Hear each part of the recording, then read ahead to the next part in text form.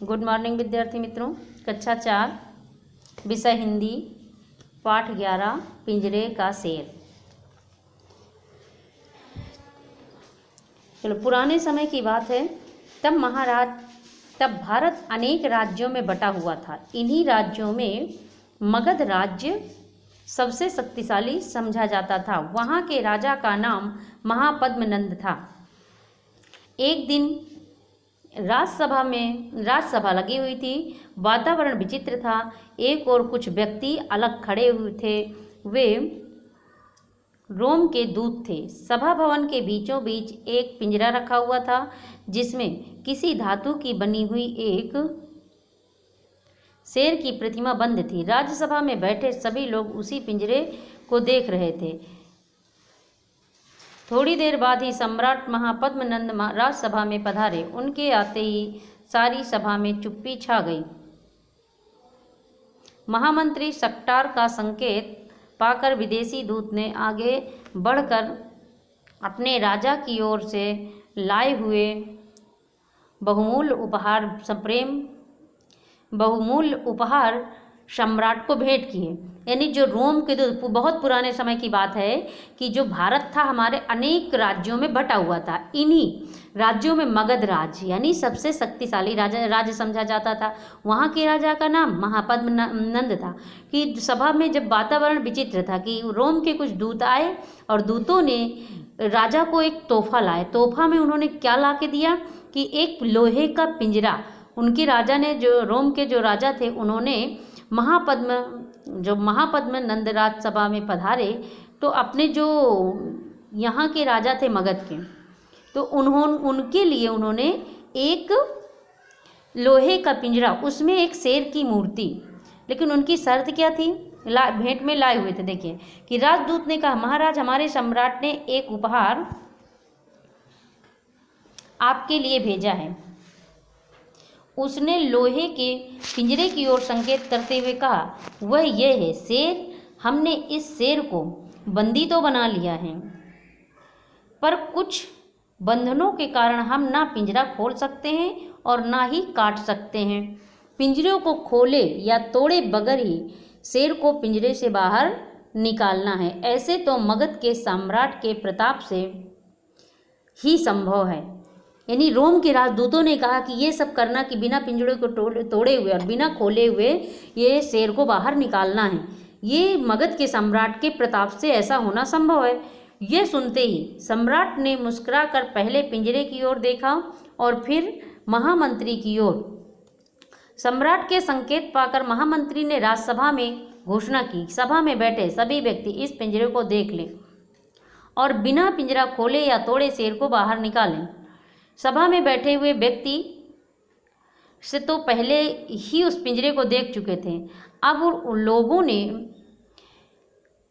भी आगे बढ़कर पिंजरे का निरीक्षण किया। फिर सभी व्यक्ति अपने अपने स्थानों पर बैठ गए।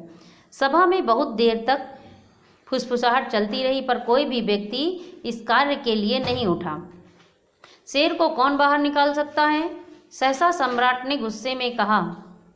सभा में फिर सब कुछ हलचल हुई। सभी लोग एक दूसरे की ओर देख रहे थे। सभी की आंखें लज्जा के कारण झुकी हुई थी। सम्राट फिर गरज उठे, मगध की बुद्धि को क्या हो गया? महाराज पद्मनंद की राजसभा में क्या ऐसा एक भी ज्ञानी नहीं जो शेर को बाहर निकाल सके? यानी महापद्म ने कहा कि कोई भी ऐसा व्यक्ति नहीं है, ज्ञानी नहीं है कि वो शेर को बिना काटे और बिना खोले उसको बाहर निकाल ले। तो सम्राट की जय हो।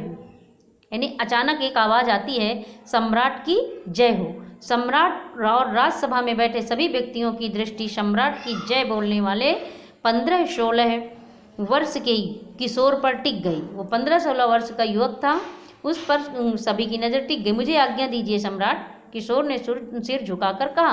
राजा से कहा, मुझे आप आज्ञा दीजिए। आज्ञा है। राजा ने कहा, आज्ञा है, परंतु यदि तुम असफल रहे तो मृत्यु दंड दे दिया जाएगा। सम्राट ने घोषणा की।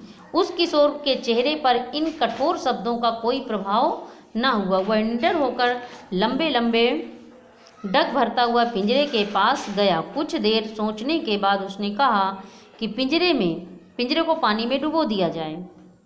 पिंजरों को पानी में डुबोया गया। महामंत्री ने कुछ नौकरों को ऐसा करने का आदेश दिया। पिंजरे को पानी से के बड़े टब में डुबो दिया गया। किशोर के कहने पर पिंजरे को फिर पानी से बाहर निकाल लिया गया। सभी लोग एकटक उस किशोर की ओर देख रहे थे, किंतु वह किशोर बड़े ध्यान से उस पिंजरे में बंदी शेर को देख रहा था। उसकी निर्भीक दृष्टि में धीरे धीरे विश्वास की चमक उभर आई। उसने सहसा आज्ञा दी, इस पिंजरे के चारों ओर आग जलाने का प्रबंध किया जाए। उसने आज्ञा दिया कि इस पिंजरे की चारों ओर आग जलाने का प्रबंध कीजिए। किशोर की आज्ञा पाते ही नौकरों ने पिंजरे के चारों ओर आग लगा दी। सभा में सन्नाटा छा गया, क्योंकि पिंजरे के चारों तरफ आग लग गई थी। आग लगाने के कारण सभा में सन्नाटा छा गया था। सभी भी की सांसें रुक सी गईं। हर व्यक्ति एकटक पिंजरे की ओर देख रहा था। किशोर भी अपलक दृष्टि से उस शेर को घूर रहा था। सहसा उसने देखा कि शेर की मूर्ति के माथे से पर धीरे धीरे गीली सी चमक उभरी और देखते ही देखते पिघली हुई चांदी की सी बूंदें धरती पर आ गिरी। किशोर ने मुस्कुराते हुए कहा, महामंत्री यानी किशोर ने मुस्कुराते हुए कहा कि वह देखिए महामंत्री। महामंत्री ने भी उस ओर ध्यान में से देखा कि अब उसकी समझ में कुछ आ गया। वह समझ गए कि शेर सीसा धातु का बना हुआ है, इसी कारण थोड़ी सी गर्मी से ही पिघलने लगा। लोहे का पिघला पिंजरा ज्यों का त्यों पड़ा था। देखते ही देखते पिंजरे का शेर पिघलकर धरती पर फैल गया। किशोर ने सम्राट के आगे सिर झुकाकर कहा, महाराज, शेर पिंजरे से बाहर आ गया है। सम्राट ने गर्व से दूत की ओर देखते हुए कहा, दूत, अपने राजा से कहना कि हमारे प्रताप के कारण शेर पिघलकर बाहर आ गया है। यह शेर केवल पिंजरे का शेर था, पिंजरे के बिना इसका कोई अस्तित्व नहीं। फिर महामंत्री को आदेश दिया, इस किशोर को पुरस्कार दिया जाए। इतना कहकर सम्राट उठकर चले गए। सभा में कोलाहल सा मच गया। बड़ा होने पर वह किशोर चंद्रगुप्त मौर्य के नाम से प्रसिद्ध सम्राट हुआ।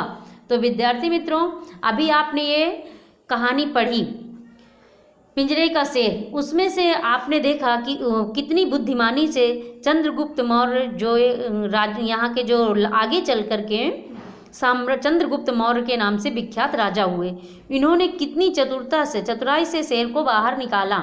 यानी वो समझ गए थे कि ये शेर जो है किला सीसा या धातु का बना हुआ है, क्योंकि धातु में भी आग लगाने से पिघलती है धातु। तो उन्होंने जो है उसको पिघला करके बाहर निकाला और अपने राजा का सर गर्व से ऊंचा किया। तो विद्यार्थी मित्रों, आप कहानी पढ़िएगा और आगे प्रश्नों के उत्तर इसी पाठ में ही मिलेंगे, लेकिन आगे का स्वाध्याय और अभ्यास हम आगे करवाएंगे।